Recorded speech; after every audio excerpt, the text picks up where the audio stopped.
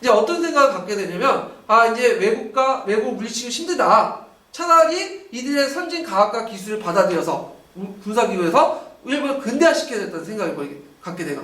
그래서 종황 양위파들이 종황을 내세우면서도 뭘 벌이기 시작한 거야? 양위를 벌이고, 그리고 오히려 이제 영국이나 프랑스에 끌어들여가지고 그때 서양 무기를통이나 서양 기술을 통해 근대하려고 하게 되죠.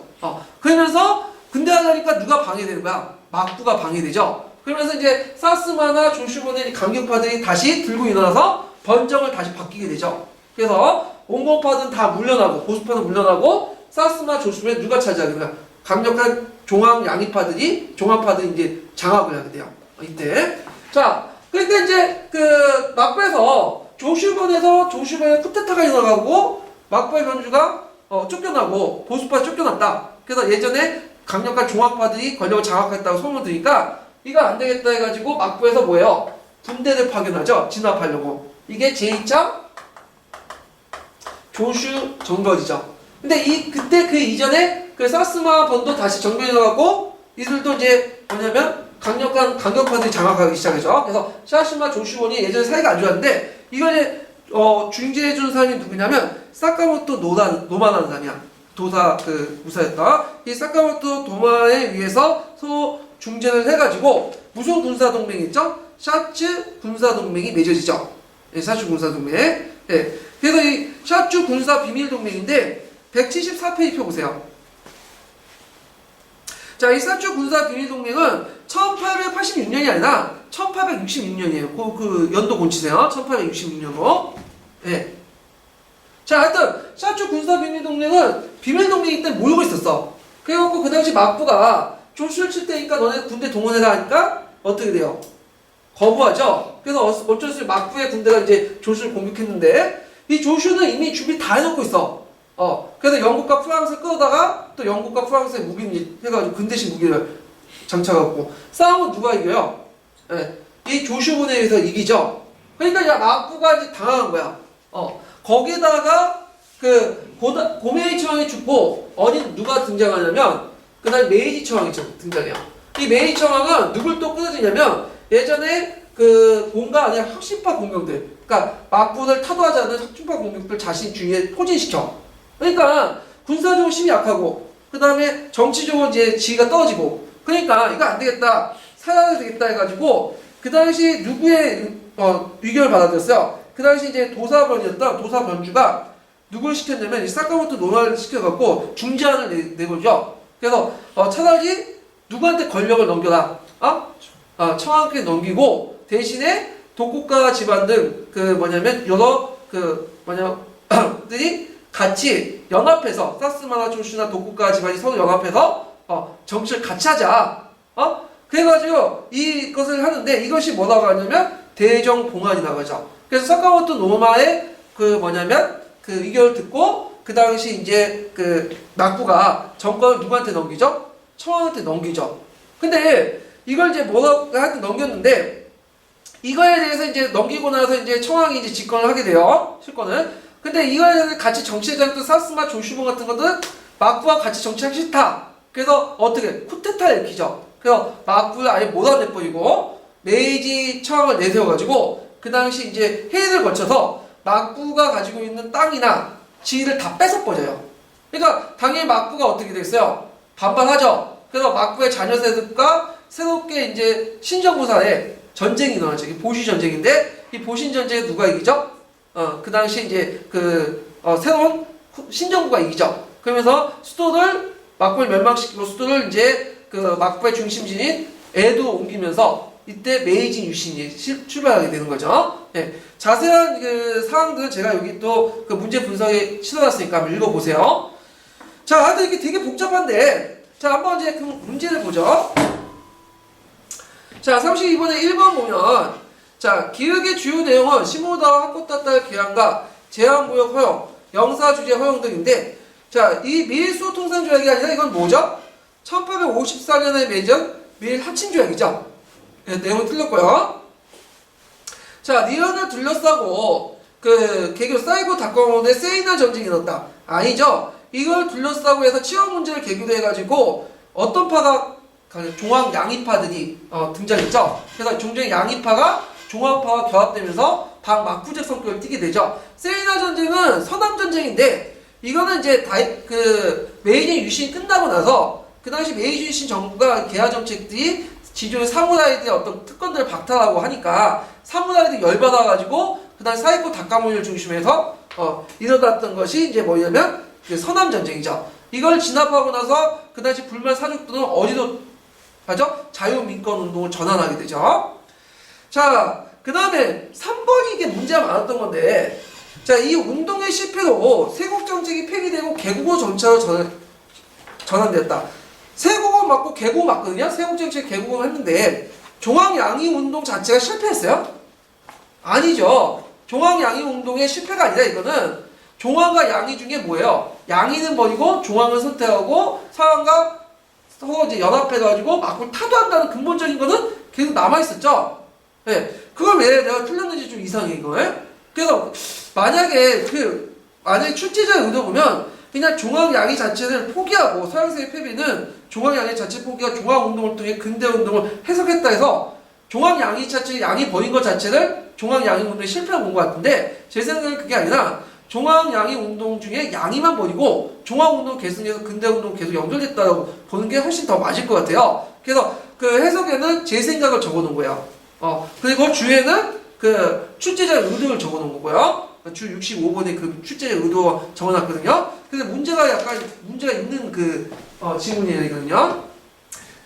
자, 그 다음에, 니은은 그 붕괴시키기 위해서 막부의 조정과의 관계 개선을 도모하는 공무학체도는 아니죠, 이거는요. 공무학체도는 그 당시 이제 안세의 대옥 결과, 그 당시 종합양위파들이 득세하니까 이들을 분열시키기 위해서 온건파, 강건파가 분열됐죠. 분열시키기 위해서 공무합체론을 내세우고 그걸 통해서 막부의 지위를 또 강화시키는 그런 운동이 공무합체론이죠. 틀리고 시기적으로.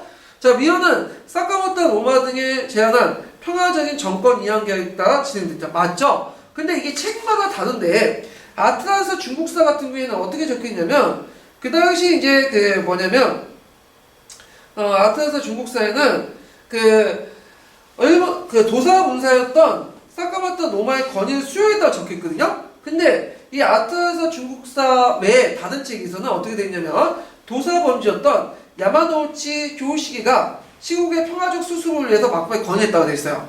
어느 게 맞을까요? 둘 다 맞죠? 네. 도사 범주가 시켜가지고 누가 한 거야? 사카모토 노마가 중재했다고 보시면 돼요.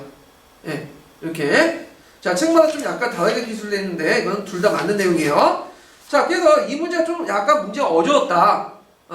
이것도 아틀란스 중국사가 약간 중국사 계산하는데 일본사에서 문제 낸 거죠. 아틀란스 일본사. 아까 전에 아틀란스 중국사 했는데 일본사예요. 예.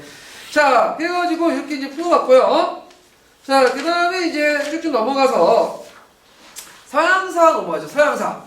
네, 이제 서양사인데 서양사는 예전에 나온 것처럼 문제가 좀 쉬웠어요. 예, 문제가 좀 저기 나중에 가학운동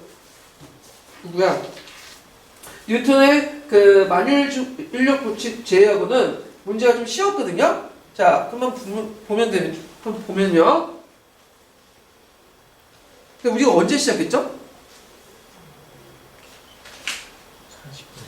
40분이요? 이거 풀고 시죠. 예.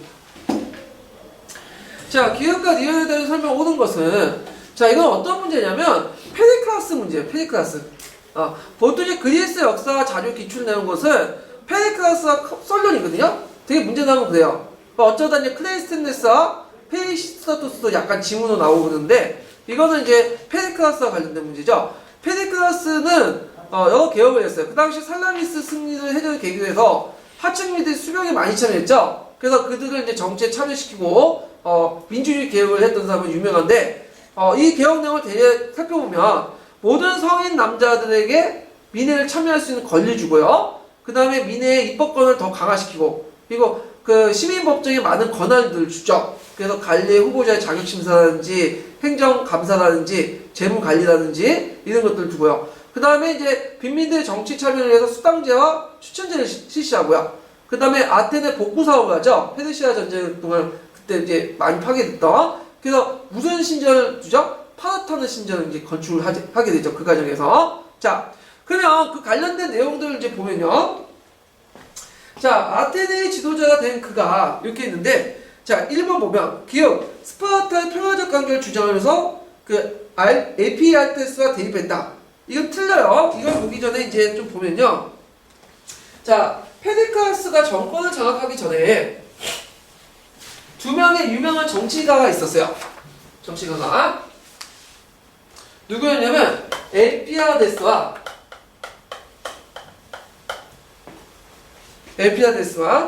그 다음에 키몬이라는 사람이죠. 키몬. 그래서 이 사람이 대립을 하고 있었는데 이 키몬은 급진적인 민주주의자야. 그래서 이 사람이 이제 뭘 추구했냐면 종전에 있었던 귀족적 잔재가 있는 아라오파고스를 없애고 권한을 아라오파고스의 권한을 약화시키고 미네의 권한을 강화시키는 방향으로 이제 하게 되고, 또 이 사람은 반스파르타주의야. 외교 정책에서 볼 때 반스파르타. 근데 이제 키모는 상당히 보수적인 사람이에요. 보수적인 사람이고, 이 사람은 또 스파르타를 되게 좋아해. 친스파르타야.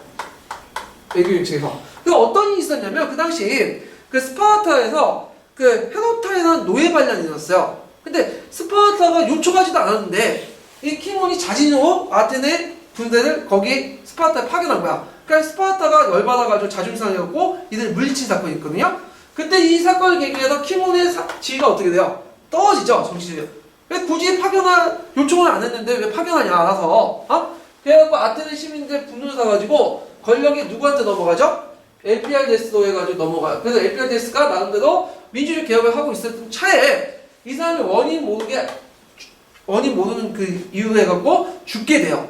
그래서 이 엘피알데스의 계승자가 누구냐면 페리클라스예요. 정치적 계승자가. 오늘날 노무현의 계승자가 누구죠? 문재인처럼 이렇게 계승을 하게 돼요. 그러니까 페리클라스 입장일 때는 누구의 정책을 따르게 됐어요? 이 종전의 엘피알데스 정책 그대로 따른 거죠. 민주주의 개혁을 완성시키고 반스파르타 정책을 내세우죠. 그러다 보니까 스파르타와 갈등을 빚게 돼서 나중에 무슨 전쟁이 일어나죠? 펠레포네소스 전쟁이 일어나게 되죠.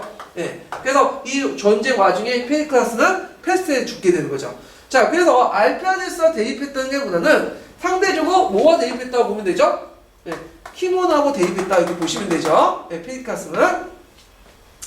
자, 그 다음에 기억은 메가라의 전쟁에 승리하여 아테네가 살라미스를 획득하는데 기여했다. 자, 메가라는 어디 있냐면 그리스 신민도시예요. 그리스 신민도시인데 그 흑해 연안에서 비잔티움 아시죠? 비잔티움의 예전의 이름이 메가라였어. 메가라인데 하여튼 그 메가라가 이제 있는데 그리스 신민도시로서 이제 예전에 비잔티움이라고 불렸던 그 도시인데, 자, 이때 이제 아테네와 메가라가 싸움이 일어났죠. 싸움이 나가지고 누가 이겼죠? 아테네가 이겼어요. 그래서 살라미스 섬을 얻게 되는데요. 자, 이때 이 전쟁을 이끌었던 사람 중에는 페이시스트라토스예요. 페이시스트라토스는. 그래서 이 사람이 이제 나중에 이 전쟁을 계기로 해가지고 권력을 장악하게 돼요. 이 사람이 했던 정치가 뭐죠? 참주 정치죠. 참주 정치. 자, 그건 아니고요. 그 다음에 니은은 아테네, 그러니까 3번, 4번, 5번은 예전에 그 기출문제 나왔던 파르타나 신전과 관련된 거예요. 파르타나 신전 누가 만들었죠? 피디아스라는 사람이 만들었죠. 그 도리아 양식으로 했고, 이거 했는데, 하여튼 이거 보면 3번 보면 니은은 아테네의 영광을 기리기 위해서 하지만 코린도 양식을 건축했다. 코린도 양식이 아니라 도리아 양식이죠. 도리아 양식은 주도가 되게 단순해요. 근데 코린도 양식은 고대 그리스 말기 때 양식인데 주로 소용돌이 윗부분에 아카소스 잎사귀가 이제 있고요. 그 다음에 기둥이 아래로 이렇게 파인 홈이 가늘고 하는 이런 그 기둥들이 많고, 그 다음에 이제 기둥도 더 많아요. 그래서 대표적인 이제 신전이 그 아테네 그의 이제 올레안 신전 같은 게 있거든요. 그래서 이 관련된 내용들이 이제 그 어디냐면 잠깐 그 182페이지 보면 보충자료 그리스 건축 양식 있죠? 거기에 있으니까 도리아 양식, 이오니아 양식, 코린도 양식 꼭 기억을 해두시고, 그걸 구별할 수 있는 것은 어디다? 주두 모양이 어떠냐? 제일 단순한 양식이 어디다? 도리아 양식. 그 예전에 기출문제 나왔죠? 자, 그 다음에 델로스 동맹 적립군을 사용하여 니은의 건축 비용을 충당했다. 맞죠? 그다음 델로스 동맹은 페르시아가 앞으로 쳐들어올 것을 감안해가지고 해군을 만들자. 그래가지고 이제 그 델로스 기금을 만들죠. 델로스 동맹에서. 그런데 델로스 기금을 나중에 아테네에서 이제 따로 이제 옮겨놓고 그 델로스 동맹에 나온 델로스 기금을 함대 건축 외에도 뭘로 사용하죠? 각종 건축 사업에 사용하게 돼요. 그 중에 이제 파르타나 신전 만드는 데도 사용하게 되죠. 그리고 거기에 이제 그 외에도 뭐 여러 가지 이제 아테네 부자들 시사금들, 그 다음에 해상무역에서 부를 축적했던 여러 가지 것들을 이제 같이 해가지고 파르타나 신전을 만들게 되죠. 예. 4번을 띄워먹었네요. 예. 자, 그 4번도 틀린데, 이건 니은의 지붕과 내부 구조물들은 17세기 투르크군의 공격을 대부분 파괴했다. 이거 틀리죠? 왜 틀렸을까요? 자, 그리스가 아테네 제국이 망한 후에도 이때 파르타나 신전 계속 있었죠? 5세기 때는 기독교 교회로 사용됐다가 그 오스만 투르크 때는 이슬람 사원으로 사용돼요. 파르타나 신전이. 근데 이슬람 사원을 사용하면서 또 한쪽편에는 뭘 만들었냐면 거기에 폭탄 저장고를 만들어요. 오스만 투르크가. 근데 17세기 때 오스만 투르크와 베네치아가 서로 싸우게 되죠. 그때 이제 베네치아 함대 그 폭탄이 어디를 하냐면 그 당시 폭탄 저장고에 맞추게 되는데 그 맞추면서 대폭발이 나고 그때 이제 지붕하고 이런 중앙구 건물이 어떻게 다 날아가 버려요. 그래서 지금 파르타나 신전 보면 지붕이 없죠? 몇 개의 그 기둥만 있잖아요. 그때 다 날아간 거야. 그래서 그 내부 구조물들은 17세기 투르크 공격이 아니라 베네치아 공격으로 해갖고 파괴됐다 이렇게 보면 돼요. 네. 그래서 2번, 3번, 4번 문제는 파르타나 신전과 관련된 문제는 예전에 2003년도 기출문제 나왔던 것이에요. 기출문제만 그대로 나왔죠. 이거면 잘 분석하면 맞출 수 있는 문제죠. 자, 그래가지고 이제 해가지고 호흡 바꿔요. 좀 쉬었다가 34번 문제 풀게요. 네.